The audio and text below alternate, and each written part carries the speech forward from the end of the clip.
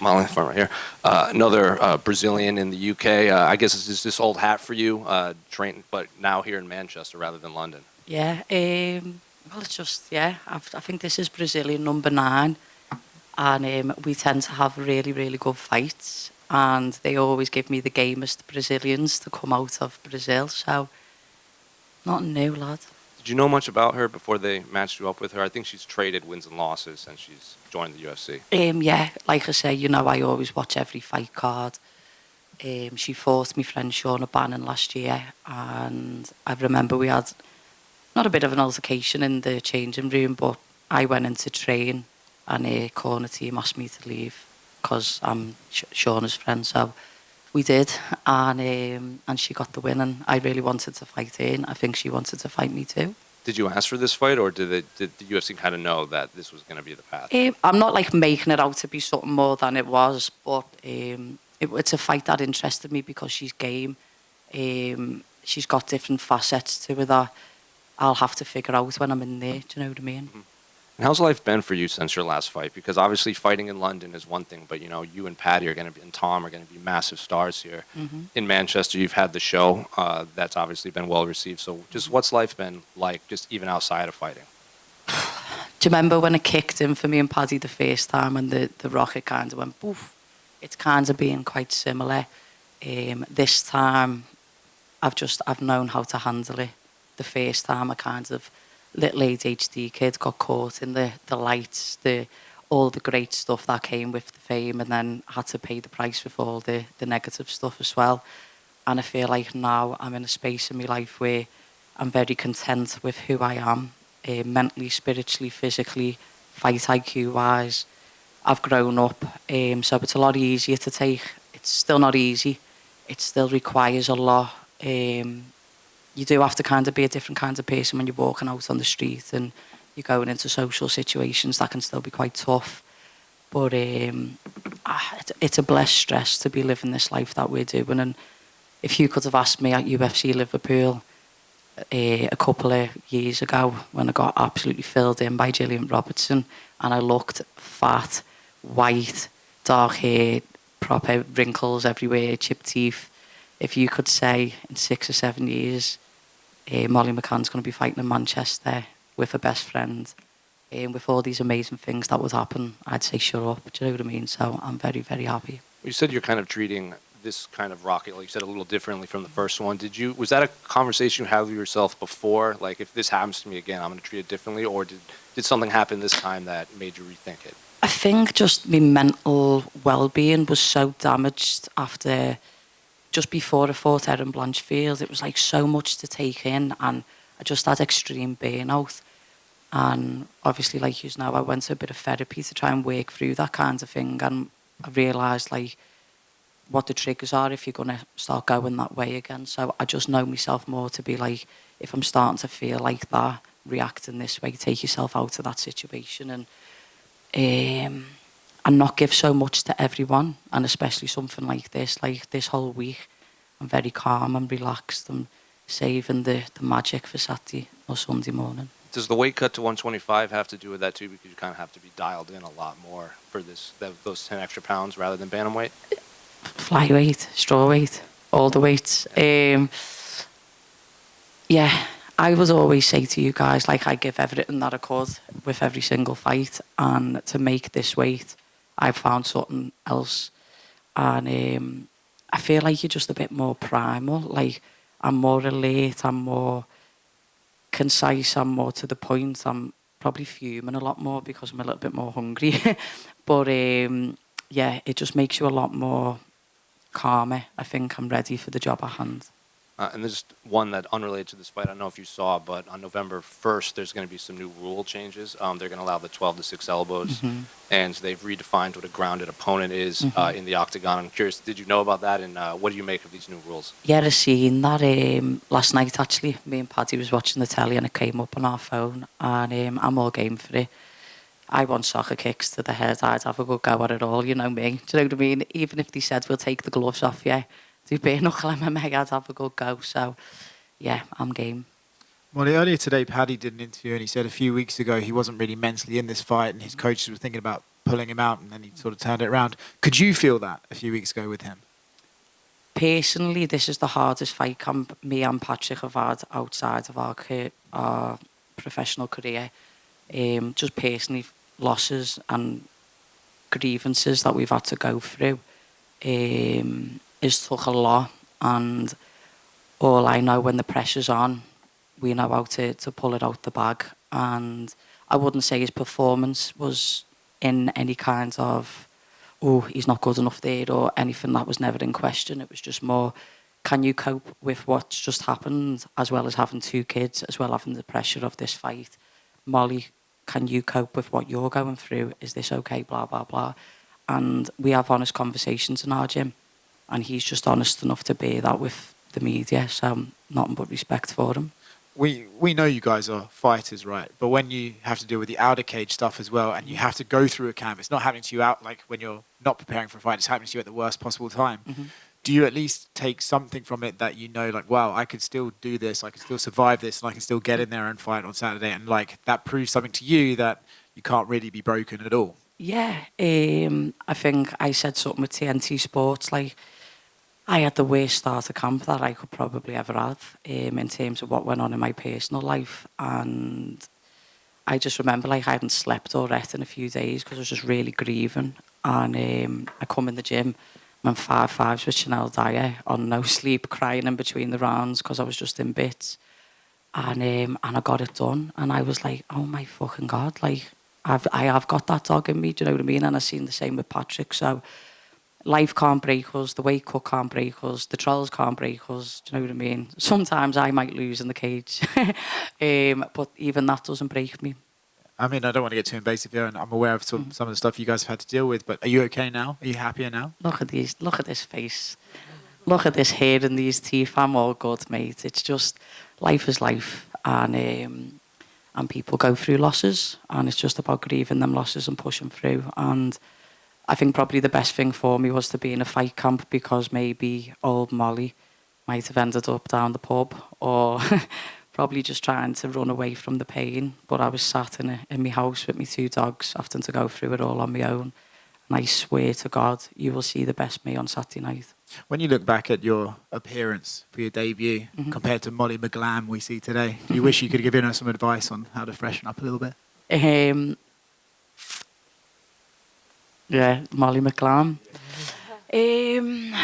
I am where I'm supposed to be. God and the universe has put me where I'm supposed to be at the right time. And was I ready for this then?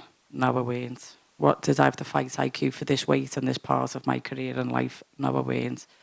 You have seen me grow up in front of you all, for the good and for the bad, and I've learned from my mistakes.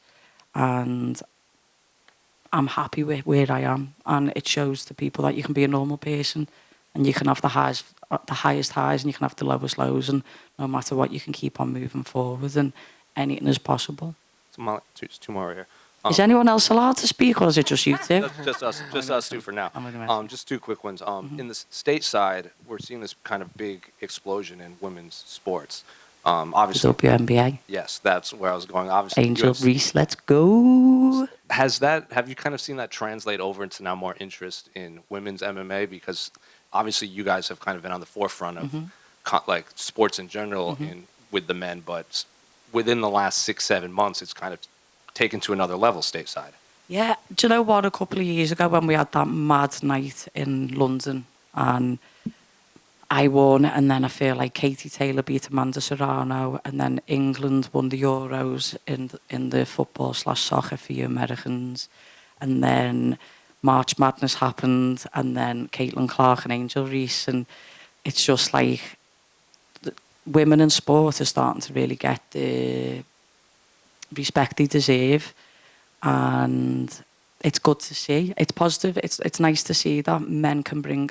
What I've noticed, I obviously support Everton Football Club.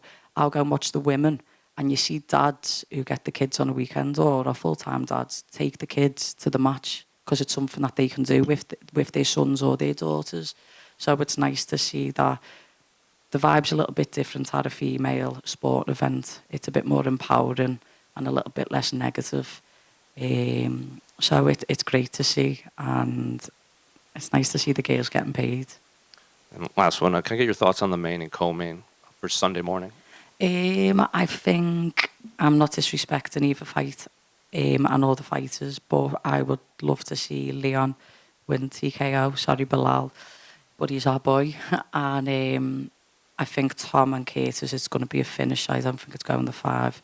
And I think Tom is probably going to get a submission win. Well, I just want to ask you about the TV show you recently did. You put yourself out there. It can go either way sometimes when you do that. What's the reception been like since it's aired? Like, in all honesty, since my fight in February, I haven't received much hate in my life, which is quite mad. I think I've been as vulnerable as I can be to the world, and it's paid me back tenfold. I think people have just seen me a little bit more of the authentic me, as opposed to the sound clips, the sound bites that the media will put up of, like me drunk or eating with Paddy somewhere, do you know what I mean? But the city's really got behind us. I think we've made the city really fucking proud, and I'd like to say the rest of the country as well. It's boss to make where you're from proud and put them on notice, do you know what I mean? Absolutely. And just one more from me. You're settling into a new division now. When you're looking up the rankings, you're looking at the champion and the challengers. What do you make of your new home? I'm not looking past Bruna Brasil.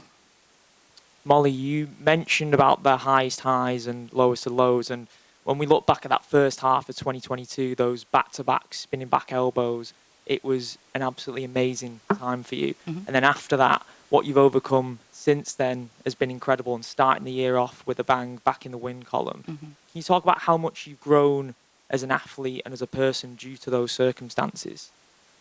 I feel as if I was quite nervous fighting a grappler in the high weight division if they were really outsized me. So I was somewhat petrified to make a mistake. But at this weight category, I feel like I don't need to carry that negativity with me. It's just only focusing on myself and me improving my skill set. That's a wonderful place for a fighter to be. The pressure I feel is only getting bigger with the TV shows or with the more notoriety and with being on a pay-per-view card. But I'm at the age now, and I'm at the part of my career where you'll have to correct me, but I don't know if this is fight 12 or 13 in the UFC for me. So there's no more lessons to kind of be learned now. It's going, reframe a fight week to coming in and just enjoying it, having fun, not wasting my energy. And it's my job. I used to think being in the UFC was just the prize, but it's not. It's working up them rankings and it's working towards the belt. So until I'm there, I'm not. After those back-to-back spinning back elbows, did you feel like you were getting addicted to the knockout and those viral moments? And are you craving that again this weekend in Manchester? I'm not craving a finish. What's going to come is going to come, and I think that was the difference. I'm lucky that my last 3 wins have all come by a finish, and I feel as if when something kind of clicks, it clicks. So I used to have to chase the finish at the higher weight because they were too big. So I'd have to engage and force the interaction because I was too small. But being at this weight, even though I'm still fucking smaller than everyone, it's not like 10-inch difference. It's like 3 or 4 inches, which is like, it feels like it's the same range for me. So I can take my time. If I'm taken down now, I'm the same size and strength as what they are. And the reloads that we do. So I remember when I fought like Julia Storyolenko, there was 20 pounds difference the day that we weighed in as we was making the walk to the cage. Whereas the last fight, it was like near enough the same. Do you know what I mean? And then you could see that in the performance. So made a rod for my own back in the beginning of my career, but we're here in the end. You know, you and Paddy have both shown you can go out there on your own without each other being on the same card, but do you feel a lot more powerful in there knowing that Paddy's going to be fighting after you and all your teammates as well are on Cage Warriors tomorrow night too? Yeah, I feel as if it's my job to make sure I don't send to Zed West. So I can't go out and lose first. Do you know what I mean? I have to win for myself, but we are that close, that would rock, yeah. And you see that with like the New Zealand lads and the Australian boys, or even some in America. It can be, probably can be a bit upsetting, but we just bring something else out of each other. And like when I trained yesterday, honest to God, I was just on fire. And then he was like, right, I've got to level that up. Do you know what I mean? So it's a positive. We're just pushing each other towards greatness. And then after the training sessions, it was mad. Last night we came back into the hotel room, and like Embedded came on, and you used to think this mad, right? Because obviously our faces everywhere. But we was like, oh my God, where's the Embedded thumbnail? Do you know what I mean? And then we was just lying in bed and put the telly on, and then BBC One was on and our show was on. I'm like drinking Guinness like this, and his face is like that. And we were laughing our heads off. Paul Rimmer even put it on his Instagram yesterday. But I don't know how many more fights anyone has. Do you know what I mean? You could have a life-threatening injury in the octagon. But to know that I've definitely got one more with him, and it's in the Northwest, and we're getting to do it together at the most content and the highest level that we can be. Look at the shape of us. Do you know what I mean? Some fucking shape. So it's just boss. The changing room's going to be fucking boss. Molly, It best be good, lad. when it comes to Saturday, Sunday night, how do you plan to tackle Saturday? Are you planning to sleep all day and get up fighting fit, or how do you plan, or just lots of coffee? I've changed my sleep like the last 2 weeks. I've made to stay up till after fight time. We've been doing like acclimation work to make sure that we're staying awake and we're working through. The body's going to do what the body's going to do on Saturday. If I want to rest and sleep, then I'm going to do that. Before we go to the arena, I'll probably have an all black everything drink from Applied Nutrition, and then just go and handle shit, lad. Thank you. Robs, thanks everyone. Have a nice day.